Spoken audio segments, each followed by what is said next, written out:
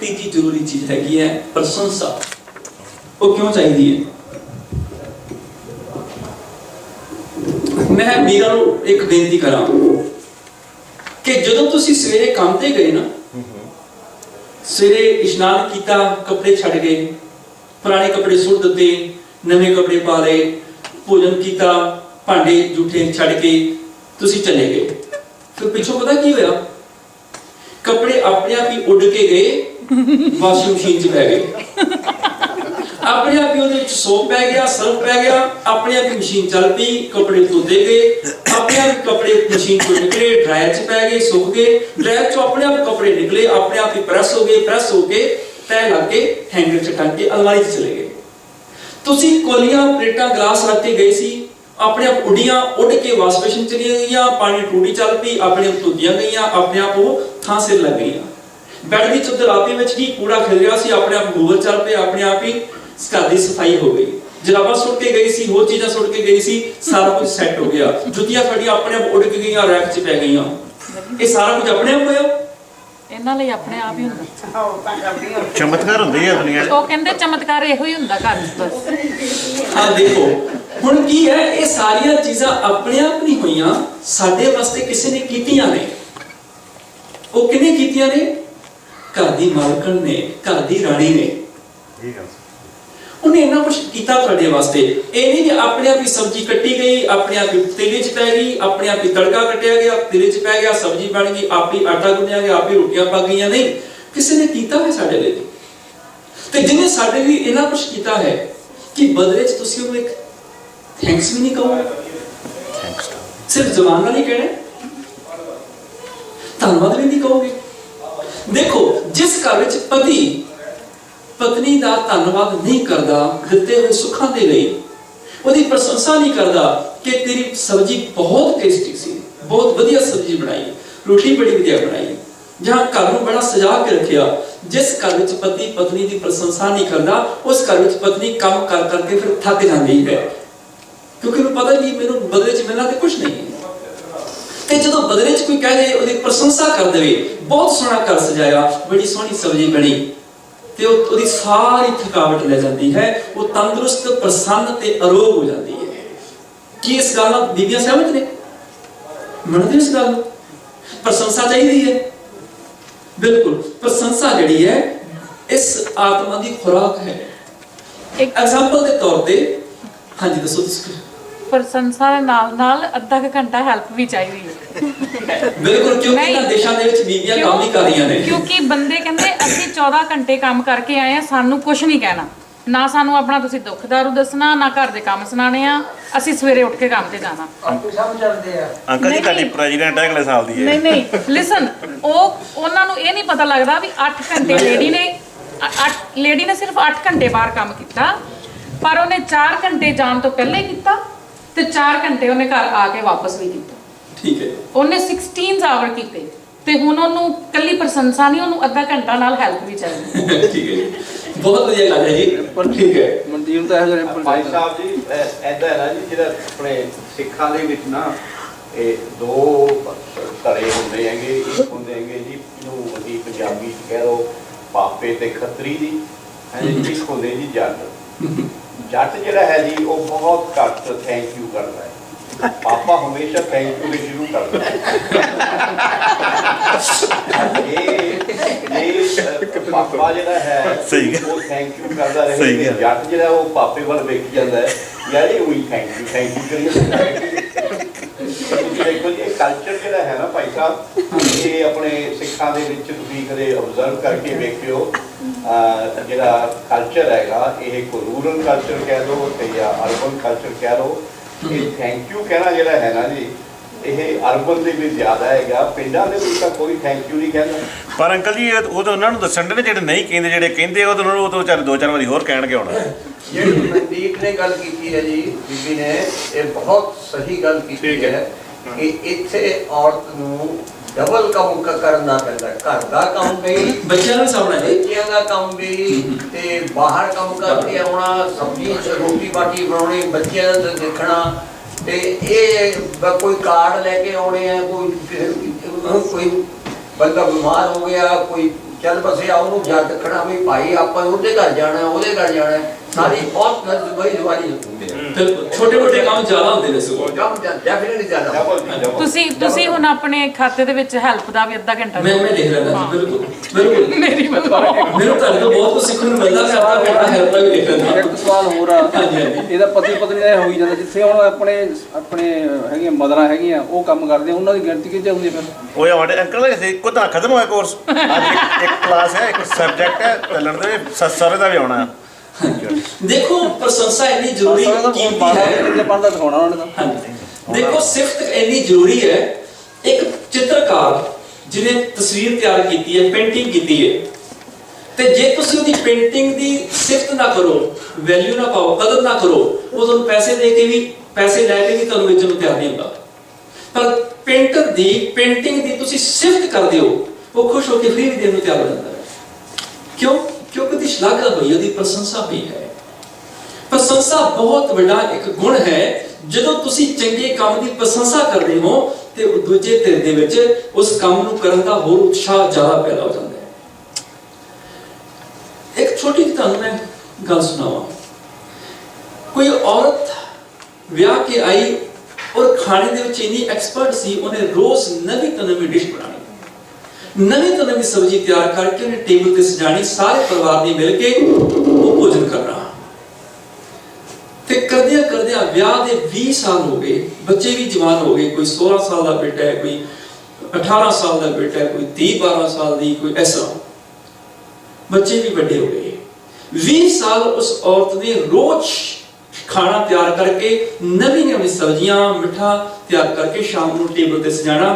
ਸ਼ਾਮ ਨੂੰ ਬੱਚਿਆਂ ਨੇ ਸਕੂਲ ਤੋਂ ਆਉਣਾ, ਕੰਮਾਂ ਕਾਰਾਂ ਤੋਂ ਆਉਣਾ, ਪਤੀ ਨੇ ਕੰਮ ਤੋਂ ਆਉਣਾ, ਆ ਕੇ ਸਾਰਿਆਂ ਨੇ ਟੇਬਲ ਦੇ ਆਲੇ ਦੁਆਲੇ ਬੈਠ ਕੇ ਭੋਜਨ ਕਰਨਾ ਤੇ ਕਰਕੇ ਆਪੋ ਆਪਣੇ ਕਮਰੇ 'ਚ ਚਲੇ ਜਾਣਾ। 20 ਸਾਲ ਹੋ ਗਏ ਇਸ ਦਾ। ਅੱਜ ਉਸ ਔਰਤ ਨੇ ਕੀ ਕੀਤਾ? ਅੱਜ ਉਸ ਔਰਤ ਨੇ ਟੇਬਲ ਦੇ ਉੱਪਰ ਭਾਂਡੇ ਸਜਾਏ, ਗਲਾਸ, ਚਮਚੇ, ਕੋਲੀਆਂ, ਡੋਂਗੇ ਰੱਖੇ, ਡੋਂਗਿਆਂ ਦੇ ਵਿੱਚ ਘਾਹ ਪਾਇਆ, ਘਾਹ ਪਾ ਕੇ ਉਹਨੂੰ ਢੱਕ ਦਿੱਤਾ।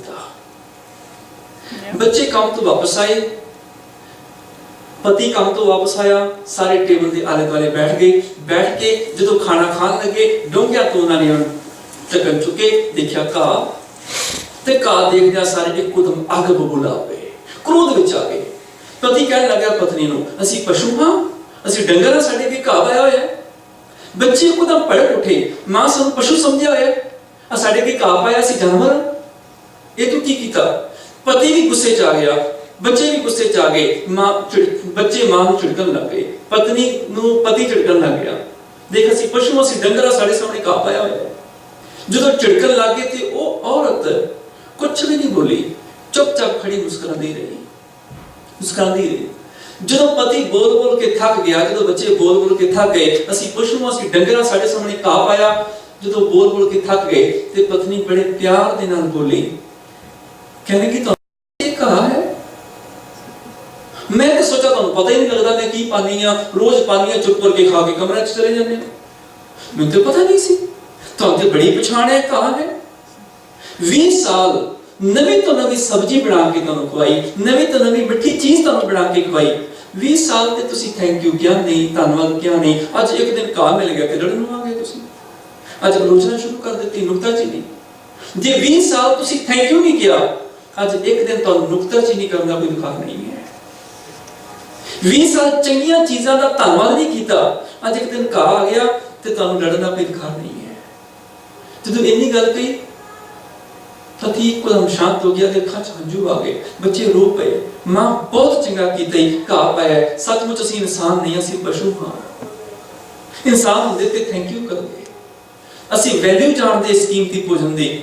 ਅਸੀਂ ਪਸ਼ੂ ਨਹੀਂ ਹਾਂ। ਵਧੀਆ ਕੀਤਾ, ਘਾਹ ਪਾਇਆ। ਉਹ ਆਦਮੀ ਰੋ ਪਿਆ, ਉਹ ਬੱਚੇ ਰੋ ਪਏ। ਆਦਮੀ ਆਪਣੀ ਪਤਨੀ ਨੂੰ ਆਖਦਾ, ਚੰਗਾ ਕੀਤਾ, ਅੱਜ ਘਾਹ ਪਾਇਆ, ਸੱਚਮੁੱਚ ਜਾਨਵਰ ਹੀ ਹਾਂ। ਅਸੀਂ ਇਨਸਾਨ ਹੁੰਦੇ ਤੇ ਅਸੀਂ ਕੀਮਤ ਜਾਣਦੇ ਤੇਰੇ ਰੋਜ਼ ਦੀ ਮਿਹਨਤ ਦੀ, ਭੋਜਨ ਦੀ, ਪਰ ਅਸੀਂ ਕੀਮਤ ਨਹੀਂ ਜਾਣੀ। ਸਾਨੂੰ ਘਾਹ ਪਾਇਆ ਵਧੀਆ ਕੀਤਾ।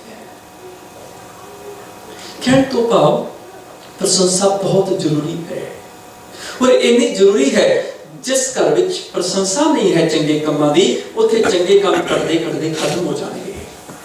ਪਤਨੀ ਨੂੰ ਪਤਾ ਹੈ ਰੋਜ਼ ਨਵੀਂ ਸਬਜ਼ੀ ਬਣਾ ਰਹੀ ਹੈ, ਕੋਈ ਪ੍ਰਸ਼ੰਸਾ ਨਹੀਂ ਕਰ ਰਿਹਾ, ਉਹ ਸਬਜ਼ੀ ਬਣਾਉਣ ਦੀ ਉਹਦੀ ਰੁਚੀ ਖਤਮ ਹੋ ਜਾਏਗੀ। ਉਹ ਫਿਰ टाइम पास करके फटाफट बना के रख देगी।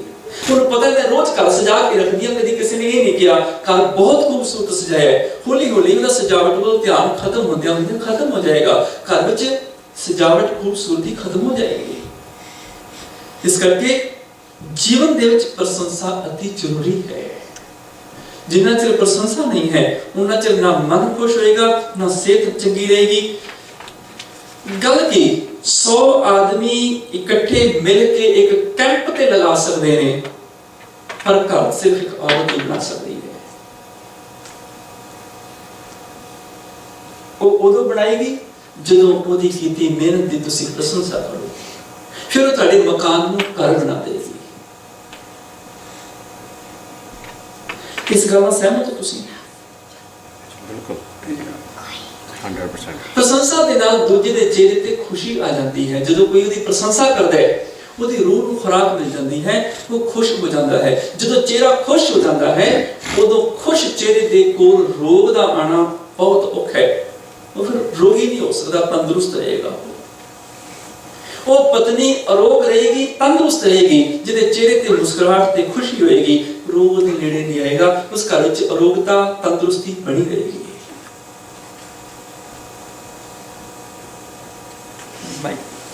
माइक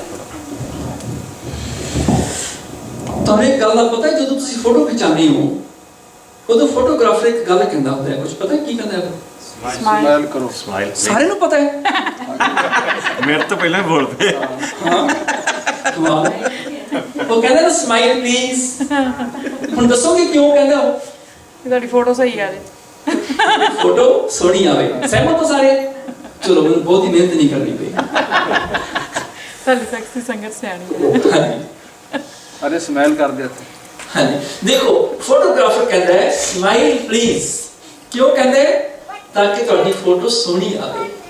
जे एक सेकंड ਦੇ ਲਈ ਤੁਸੀਂ स्माइल करो, एक सेकंड ਦੇ ਲਈ फोटो ਵਧੀਆ आ जाती है। जे हमेशा ही स्माइल करो फिर ਤੁਸੀਂ खूबसूरत नहीं हो जाओगे। राइट, दसो जी, बिल्कुल हो जाएगा। होगे ना? ऑलवेज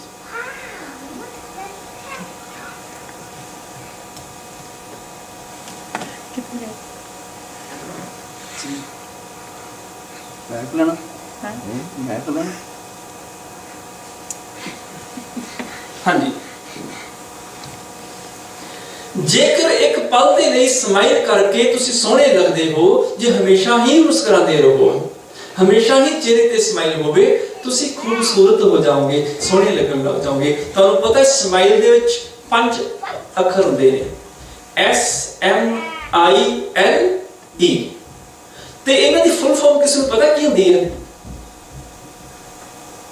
ਸਮਾਈਲ ਦੀ ਫੁੱਲ ਫਾਰਮ ਇਹ ਹੁੰਦੀ ਹੈ special magic in living every day।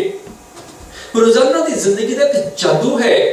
जो स्माइल करोगे, याद रखो जो रोवोगे ਤੁਹਾਡੇ ਕੋਲ कोई नहीं बैठेगा, ਤੁਹਾਡੇ रोने नाल कोई नहीं रोएगा, पर जो ਤੁਸੀਂ स्माइल करोगे, मुस्कुराओगे, ਤੁਹਾਡੇ ਨਾਲ ਸਾਰੇ मुस्कुराएंगे, ਸਾਰੇ किले जाएंगे। मुस्कुराना एक वो जादू है ਜਿਹੜਾ दूसरे ਨੂੰ कील लगा है। ਤੇ ਜੇ ਚਾਹਦੇ ਹੋ ਕਿ ਸਾਡੇ ਘਰ ਵਿੱਚ ਖੁਸ਼ੀ ਬਣੀ ਰਹੇ ਤੇ ਤੁਹਾਨੂੰ ਆਪਣੀ ਪਤਨੀ ਨੂੰ ਸਮਾਈਲ ਦੇਣੀ ਪਏਗੀ। ਉਹਦਾ ਥੈਂਕ ਯੂ ਕਰਕੇ, ਉਹਦੀ ਪ੍ਰਸ਼ੰਸਾ ਕਰਕੇ, ਛੋਟੀਆਂ ਛੋਟੀਆਂ ਗੱਲਾਂ ਦੀ ਪ੍ਰਸ਼ੰਸਾ ਕਰਕੇ। ਇਹ ਯਾਦ ਰੱਖਿਓ, ਪਤਨੀ ਦੇ ਵਿੱਚੋਂ ਫਾਲਟ ਵੀ ਕਰਨਾ ਹੈ ਤੁਸੀਂ, ਉਹਦੀ ਨੁਕਤਾਚੀਨੀ ਆਲੋਚਨਾ ਵੀ ਕਰਨੀ ਹੈ, ਤਾਂ ਵੀ ਤੁਹਾਨੂੰ ਪ੍ਰਸ਼ੰਸਾ ਕਰਨੀ ਪਏਗੀ। ਫਿਰ ਨੁਕਤਾਚੀਨੀ ਬੜੇ ਪਿਆਰ ਨਾਲ ਸੁਣ ਲਏਗੀ। ਇੱਕ ਲਫ਼ਜ਼ ਹੈਗਾ ਜੇ, ਕੱਲ ਭਾਈ ਸਾਹਿਬ ਨਾਲ ਬੈਠੇ ਵਿਚਾਰਾਂ ਚੱਲਦੀਆਂ ਸੀ। ਜੇ ਲਫ਼ਜ਼, ਜੇ ਬੜਾ ਜਾਦੂਈ ਲਫ਼ਜ਼ ਹੈ।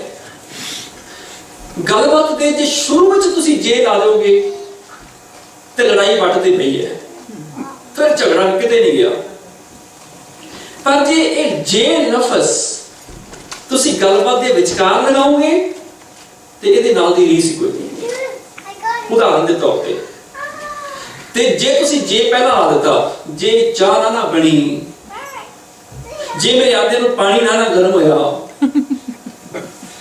ਤੇ ਵੇਖ ਹੀ ਬਣਦਾ ਕੀ ਨਹੀਂ ਫਿਰ ਮੈਂ ਠੰਡੇ ਨਾਲ ਲਾ। ਵੈਸੇ ਹੋਣਾ ਤਾਂ ਇਦਾਂ ਹੀ ਚਾਹੀਦਾ। ਜੇ ਇਹ ਕੰਮ ਨਾ ਹੋਇਆ, ਜੇ ਬਿੱਲ ਨਾ ਦਿੱਤਾ, ਫਿਰ ਕੀ ਹੋਏਗਾ? ਲੜਾਈ ਸ਼ੁਰੂ ਹੋ ਜਾਏਗੀ। ਜੇ ਤੂੰ ਆ ਕੰਮ ਨਾ ਕੀਤਾ ਫਿਰ ਲੜਾਈ ਤਿਆਰ ਹੈ।